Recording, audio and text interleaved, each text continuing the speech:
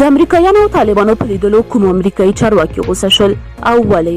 ویډیو خامخا تر اخره وګورئ او د ویډیو په اخر کې مو خپل نظر هم را سره شریک کړئ.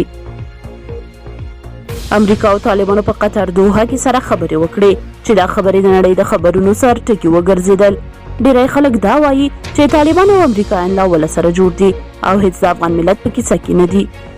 استاد د امریکا د اساسو جرګې د بهرنیو اړیکو د کمیټې مشر مایکل مکال له طالبانو سره د ټام ویسټ امیري پر لیدو کتو نیوکه وکړه او ویلي دي چې امریکا او نړۍ باید د طالبانو د رژیم د عادي کولو په برخه اقدامونه کړي.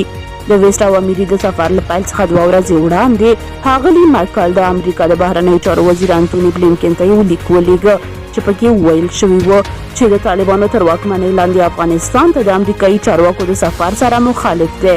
مایکل په دې لیک کې په قطر کې د طالبانو سره د امریکایي مقاماتو لیدنې ته په اشاره ده هم ویلي دي دا اونیزي لیدنې د متحده ایالاتو او طالبانو ترمنځ د اړین تعامل څخه زیاتې دي.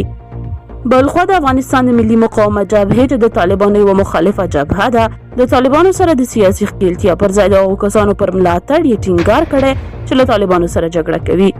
د دغې جبهې د بهرنیو اړیکو مسؤل علي مسیم نظري په ټویټر ایکس لیکلي دي تعامل او ډایلاګ باید د طالبانو تروریستي ډلې دې ته اړ کړي چې د نړیوالو معیارونو په منلو سره او د افغانانو د ارادې پر بنسټ د یو مشروع حکومت جوړولو ته غاړه کېږدي. ترهګر یو افراطیت ته نه وایي دا داسې بدلون شواهد باید په تیرو کلونو کې څرګند شوی وای. نظري همداراز ویلي دي چې د ډیپلوماټیک تعامل له لارې او له پوځي فشارونو پرته د دغې ډلې د بدلېدو تمه یو خوب او خیال دی. وروسته له هغه چې طالبانو د 2021 کال په اګست کې پر افغانستان واک ترلاسه کړ دوی د ښځو د کار او زده کړې پر حق سخت محدودیتونه وضع کړل. دوی د منځنیو او لوړو ښوونځیو او پوهنتونونو دروازې د نجونو پر مخ وتړلې او همدارنګه یې د ملګرو ملتونو د دفتر په ګډون د دولتي او غیر دولتي ادارو کې ښځې او نجونې له کار کولو منع کړې.